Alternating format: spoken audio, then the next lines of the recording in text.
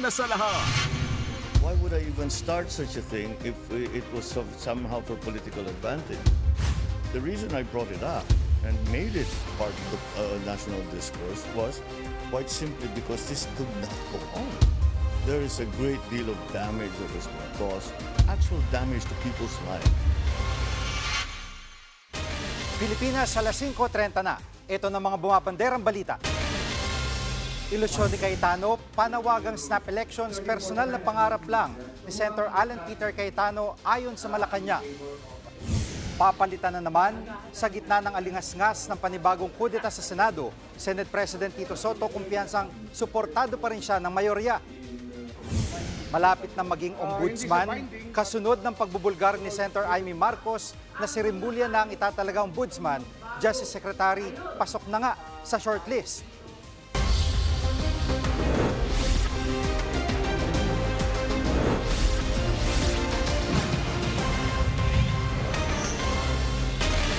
Tutol ang ilang senador sa panawagang snap elections ni Senator Alan Peter Cayetano. Wala raw itong legal na basihan at gugulo lang ang bansa.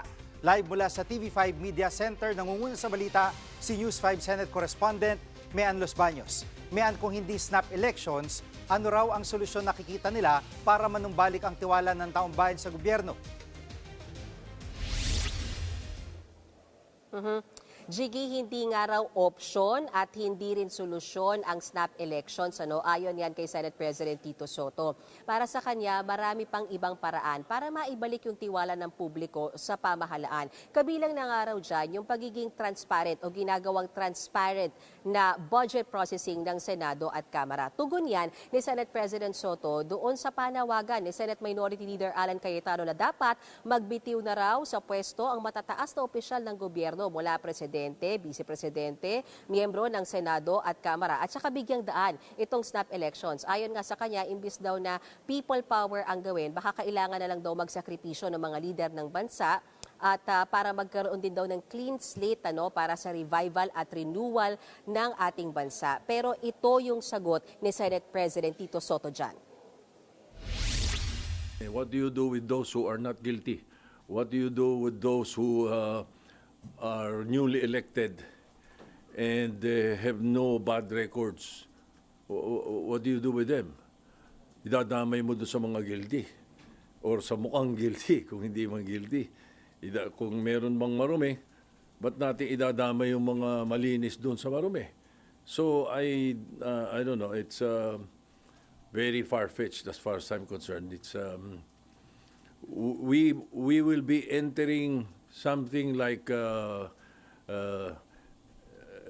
uncertainty and chaos in the political. Palagay ko doon pag nakita ng mga tao na gano'n na nangyayari, malinaw ang paggamit ng pera nila. Diba? Malinaw ang investigasyon. Malinaw din ang resulta ng judiciary. What more can you ask for? Mean, maliban sa pananaw ni Senator Soto, ano ang stand ng ibang mga senador? Ayaw din ng isa pang leader ng Senado na si Senate President Pro Tempore Ping Lacson itong snap elections. Kasi para sa kanya, yung elections, snap man o regular elections, magbibigay daan pa yan sa mas malalim na korupsyon dahil dun sa posibilidad na bumili ng boto yung ilang mga kandidato na gamit na naman yung pera mula sa kaban ng bayan. Para kay Senator Lacson, baka mas mainam na siguruhin na lang na mapaparusahan yung mga tiwali at talagang sinasabi niya na sana mabigat yung parusa para talagang makita ng taong bayan yung hustisya, no? At yan yung sinasabi nila na gaya ni Senator Erwin Tulfo naman, para sa kanya, ginagalang niya yung kagustuhan o yung opinion ni Senator Alan Cayetano. Pero yung kanya, ngayon ba yung tamang panahon para magsagawa ng snap elections at saan kukuha ng pondo para dyan? At kung talagang magkakaroon ng snap elections, Jiggy, bakit daw hindi diretsuhin mula presidente hanggang konsihal? Kumbaga wala nang in-leave na posisyon, talagang ipag-mass resignation na lahat ng opisyal ng gobyerno, Jiggy. At may bali-balita na naman na may namumuong bagong kudeta dyan sa Senado. Gaano ito katotoo at ano nang mangyayari doon sa flood control investigation? Tinanong din natin yan kay Senate President Tito Soto kanina at ang sagot niya sa atin, very stable ang Senado sa gitna nga ng mga ugong-ugong na naman ng panibagong coup o sinasabing pagpapalit ng liderato. Nauna kasing sinabi sa isang interview, I think, ni Senator J.V. Ejercito na may ilan sa kanila ang gustong kumalas sa mayorya. Pero nang tinanong ko sila kanina, dininay na ni Senator J.V. Sabi hindi nila gustong kumalas mula sa mayorya. At tahasan ding sinabi ni Senate President Soto na sa pag-resume ng sesyon sa darating na Biyernes, October 10, walang mangyayaring palitan ng liderato. Narito ang bahagi ng pahayag ni Senate President Soto. But as far as I'm concerned, in my opinion, is the Senate is stable, both majority and minority. I am very sure that the Senate is stable, and we will make sure, under my leadership, we will make sure that everything will be transparent, everything will be accountable.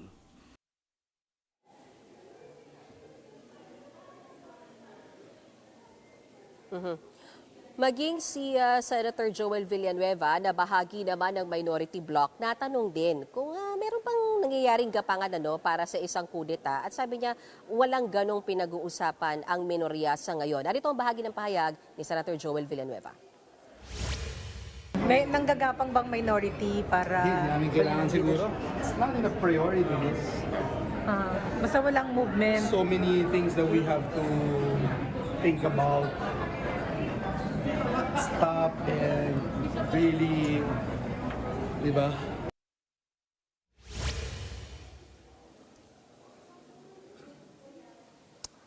At yan na muna ang latest kaugnay sa mga issue sa Senado. Balik sa iyo, Jiggy. Yan ang ulat ni Menelos Baños live mula sa TV5 Media Center. Pinagkabit-balikat naman ng Malacanang ang panawagang snap election si Senator Alan Peter Cayetano. Live mula rin sa TV5 Media Center, nangunguna sa balita si News 5 Palace correspondent Maricela Lili. Maricela, anong eksaktong sinabi ng Malacanang tungkol sa isyong ito? Alam mo, Gigi, malinaw na wishful thinking lamang daw itong panawagan para sa snap elections. Ayon yan mismo kay Palace Press Officer Undersecretary Claire Castro. Ang sabi niya, walang panahon ang Malacanang para pag-usapan itong mga personal desires na kagaya nito. Abala raw si Pangulong Bongbong Marcos sa pagtugon sa pangangailangan ng mga kababayan natin, partikular yung mga nasalanta ng magkakasunod na bagyo at yung mga tinamaan ng pagyanig ng lindol. Ang sabi ni Yuse Castro, ang pinagtutuunan ngayon ng pansin ay yung kanyang trabaho at hindi na daw yung kung anumang mga personal interest. Jiggy. Maricel, may mga bagong pahayag ba ang Pangulo tungkol sa investigasyon sa flood control scam at paano nga kung nadadawit yung mga kaalyado pati itong kanyang pinsan? Alam mo, Gigi, sabi nga ng Pangulo sa kanyang ikalimang podcast, nandun na raw tayo sa punto na sinisiyasat yung bakuran tungkol doon sa mga sinasabing anomalya sa flood control project. Ang sabi nga ng Pangulo, yung kanyang pagsisiwala tungkol dito sa sinasabing anomalya sa mga flood control project ay hindi naman para sa kanyang political advantage. Ginawa daw itong pagsisiyasat na to at pagbubulgar tungkol sa korupsyon dahil wala na daw patutunguhan ng Pilipinas kung hindi pa ito matutuldukan. Wala raw mangyayari doon sa ekonomiya ng bansa. Kaya kailangan ng simulan ang pagsisiyasat sa mga usaping ito. Bukod dyan, Gigi, sinabi nga rin ng Pangulo na nagulat siya ng alaman niya na marami yung hindi sumusunod dun sa polisiya sa pagpapatupad nitong flood control project. Dati-rati raw kasi kapag merong mga isinasagawang proyekto, kailangan tingnan yan ng mga local government officials at kapag naaprubahan at saka magkakaroon ng acceptance. Nang sa gayon, kung palpak yung proyekto, hindi babayaran ng kontraktor. Nito raw mga nakalipas na administrasyon, binago na raw pala yan. Nawala yung pagdaan sa mga local government units na kailangan daw ibalik. Bukod dyan, nireiterate din ni Pangulong Marcos na hindi nagagamitin yung 255.5 billion pesos na nakalaan sana sa 2026 budget ng DPWH para sa flood control. Gagamitin na lang ito para dun sa iba pang mga priority project. Pakinggan natin ang sinabi ni Pangulong Marcos. I think we're already there. Yeah. Why would I even start such a thing if it was somehow for political advantage? Yes. There is a great deal of damage that has been caused, actual damage to people's lives. A lousy flood control project that collapsed during the flood that killed a family. I mean, how can you live with that? I can't live with it, so I won't live with it. At Maricel, ano reaksyon ng Pangulo sa mga nagbitiw sa pwesto gaya ni Zaldico, mga opisyal na DPWH na nadawit matapos madawit dito sa flood control? Jiggy, malinaw ang ipinunto ni Pangulong Marcos, hindi dahilan ang pagbibitiw sa trabaho bilang opisyal ng gobyerno para makalusot sa pananagutan sakaling sangkot nga sa anomalya dito sa mga flood control project. Pero bukod dyan, binigyang diin ang Pangulo na hindi rin minamadali ang proseso sa paghahabol para dun sa mga guilty sa korupsyon. Ang importante raw ay masiguro na merong mga matitibay na ebidensya nang sa gayon ay hindi mabaliwala yung kasong isasampa laban dito sa mga taong involved sa anomalya. Pakinggan natin ang sinabi ng Pangulo. The sins committed, and I call them sins. It's, Right, it's no longer mistakes or corruption. The sins they committed are it's hard to swallow. At yan muna ang latest. Balik sa iyo, Jiggy.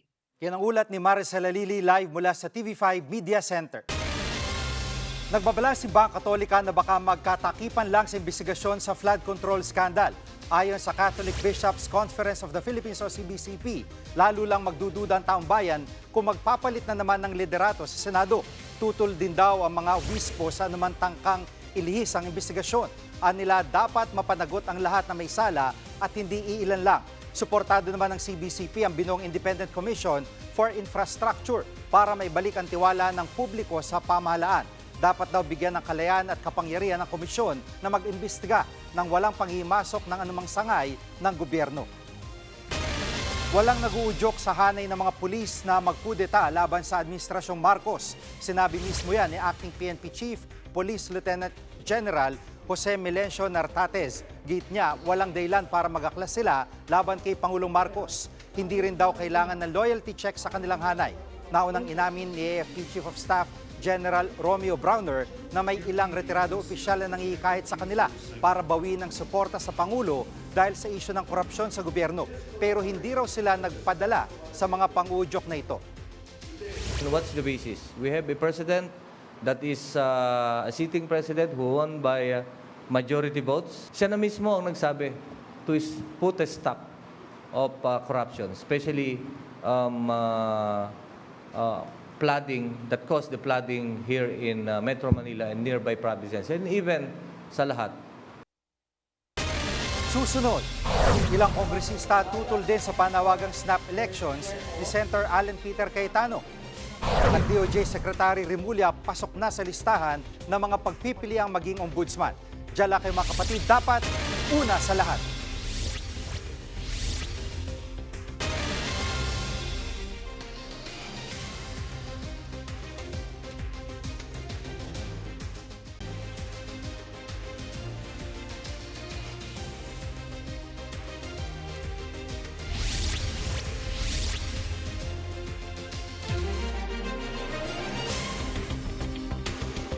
Kapapasok lang na balita, bumigay ang Pigatan Bridge sa bayan ng Alcala sa Cagayan. Sa inisyal na investigasyon, dumaraan ang ilang truck sa tulay nang bigla itong bumagsak. Sa mga video at larawan, makikitang naiwan pa sa gitna ng tulay ang ilang truck na may mabibigat na karga. Hindi muna ito nadaraanan sa ngayon. Inaalam pa kung may nasaktan sa insidente. Pasok sa listahan ng mga pagpipiliang maging ombudsman si DOJ Secretary Boying Remulla. Paniwala naman ni Senator Amy Marcos, si Remulla na ang itatalaga ng kanyang kapatid sa makapangyarihang posisyon. Live mula sa Maynila, nangunguna sa balita si Gio Robles. Gio, sino-sino mga pasok sa shortlist bukod kay Secretary Remulla?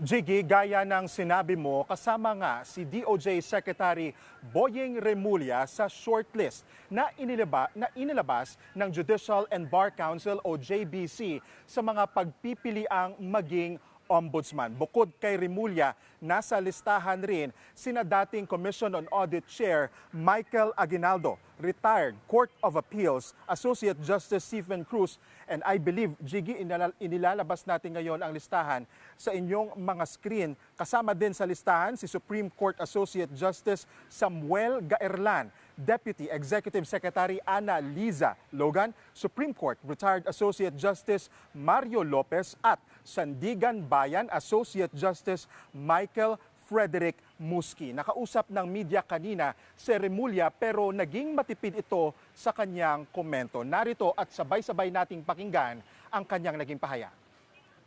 I'll still be reporting for work here for sure. Tomorrow. Kasi marami pa kaming tinatapos. Kaya tingnan natin how it goes.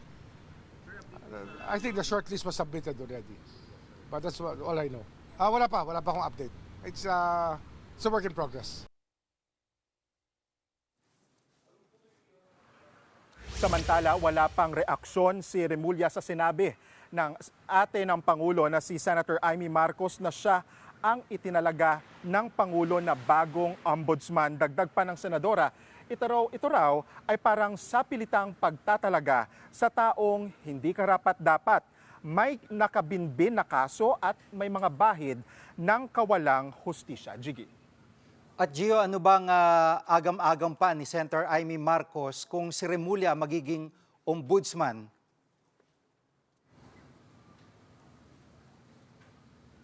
Alam mo, Jiggy, kung matatandaan natin, itong weekend ay naglabas ng pahayag si Senator Amy Marcos na ngayong Lunes, supposedly, quote-unquote, ay i-appoint nga si Remulla pero hindi yan nangyari ngayong araw. Ayon sa senadora, kamakailan hindi niya papayagang maging ombudsman si Remulla dahil bantaraw ito sa pamilya Duterte at maging sa kanya. Narito ang pahayag ni Senator Amy Marcos.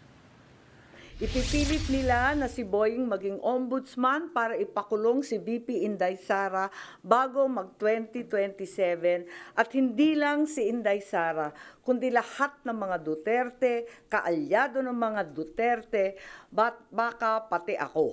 Yan ay sa gitna ng paghihirap ng mga Pilipinong binabaha ng tubig, ng korupsyon at ng kawalang aksyon. Kung hindi kayo titigil sa pamumulitika, mag-asaran tayo. Hindi ko rin kayo tatantanan. Napakinggan din po ninyo ang pahayag ni Senator Amy Marcos kaugnay nga po doon sa supposed appointment ni Justice Secretary Boying Remulla bilang bagong ombudsman. Mag-asaran tayo, hindi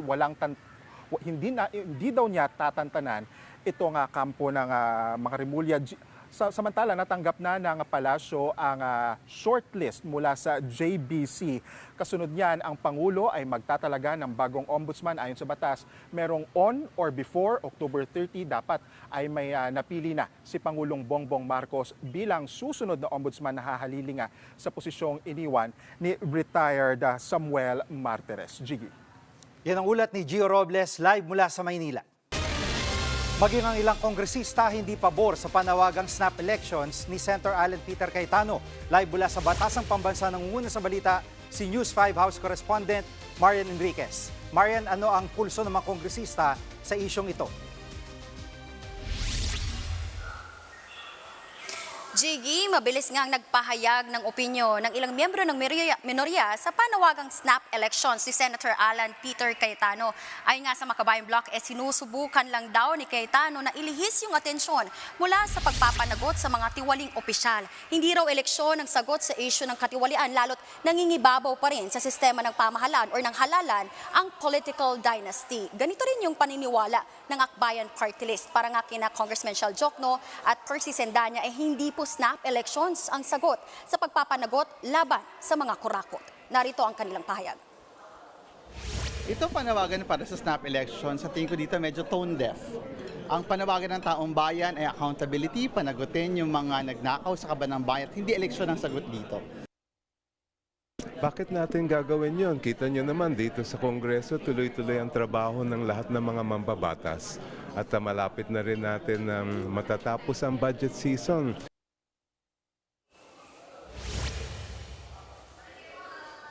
Jiggy, ayon pa nga kina Jokno, ang dapat unahin ay yung pagsasampa ng mga ng mga kaso dito sa mga sangkot sa flood control scam. Jiggy. At Marian, may pinupuntong legalidad ang ilang senador kaugnay ng snap elections. May ganito rin bang pananaw yung mga kongresista?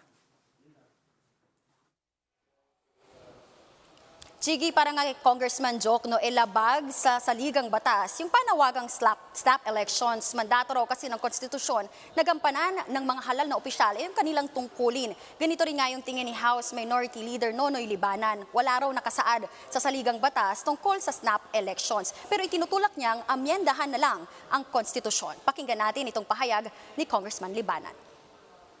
Ito na siguro yung tamang panahon para tumawag tayo ng Constitutional Convention or Constituent Assembly para baguhin ang ating konstitusyon dahil nakikita po natin may mga bagay na kailangan baguhin.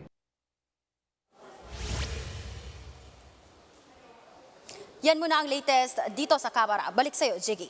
Yan ang ulat ni Marian Enriquez live mula sa Batasang Pambansa. Susunod, 4 na buwang sanggol himalang nakaligtas sa pagguho ng kanilang bahay dahil sa lindol. Huwag kayong bibitiw, dapat una sa lahat.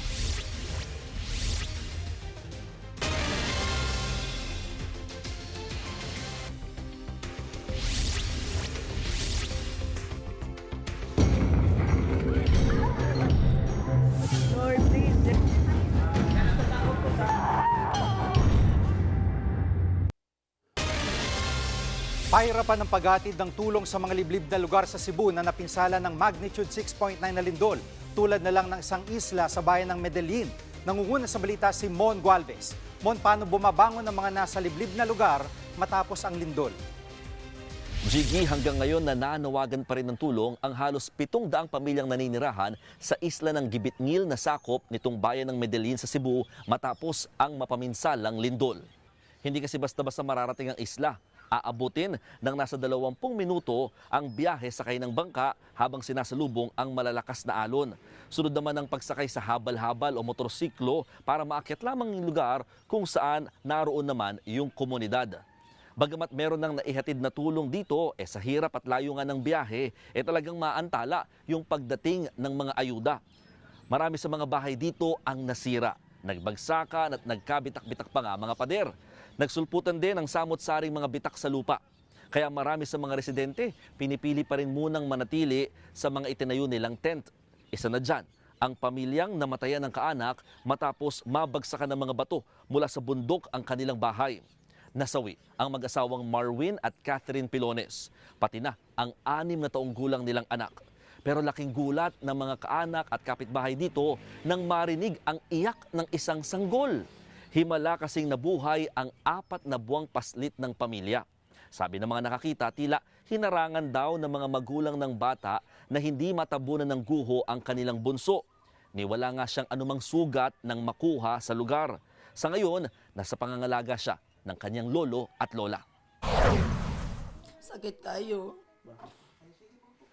Nawaan nga akong anak nga pinangga nga buutan. Gumagat. Aka na gani nami problema, na ako'y problema din. Muna sakit yung guys ako nga. Ang akong anak nga mo'y makatabang. Mo'y gikuha sa Ginoo.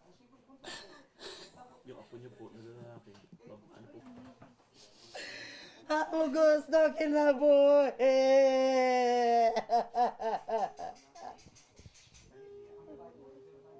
Intang kwarta. Wala na nga akong anak o gumagano nga po.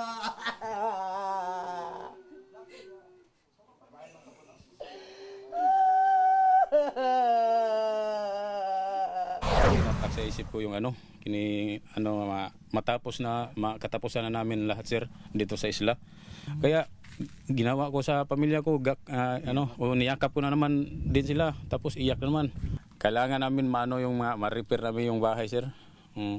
Sa mga senador dyan sa Malacanang, tulungan nyo kami dito. Wala kayong pera. Kasi wala kaming pera sa ngayon. Jiggy, maliban sa isla o island barangay na Gibitngil, naibalik na halos ang supply ng kuryente sa malaking bahagi naman itong bayan ng Medellin sa Cebu. Ang problema, nag-overload naman ang isang transformer malapit sa munisipyo kaya nagkasunog kagabi. Mabilis namang naapula ang apoy at wala rin namang naitalang nasugatan sa naturang insidente. Balik sa iyo, Jiggy. Ulat ni Mon Gualvez mula sa Medellin, Cebu.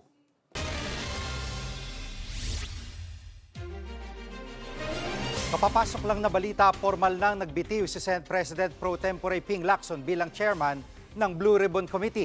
Sa kanyang resignation letter na natanggap ni Senate President Tito Soto, sinabi ni Lacson na kung hindi na raw masaya mga kabaro niya ay oras na para magbitiw sa pwesto at humanap ng papalit sa kanya. Dagdag pa ng senador, nakadepende raw sa kagustuhan ng kanyang mga kasamahan ang pananatili niya bilang Blue Ribbon Chair. Sa kabila nito, hindi naman daw titigil si Lacson sa kanyang laban kontra korupsyon. Mga bumabanderang headlines, alam mo na, dapat una sa lahat. Abangan niyo po ulit kami bukas dito sa TV5, 1PH, RPTV, True TV at 105.9 True FM.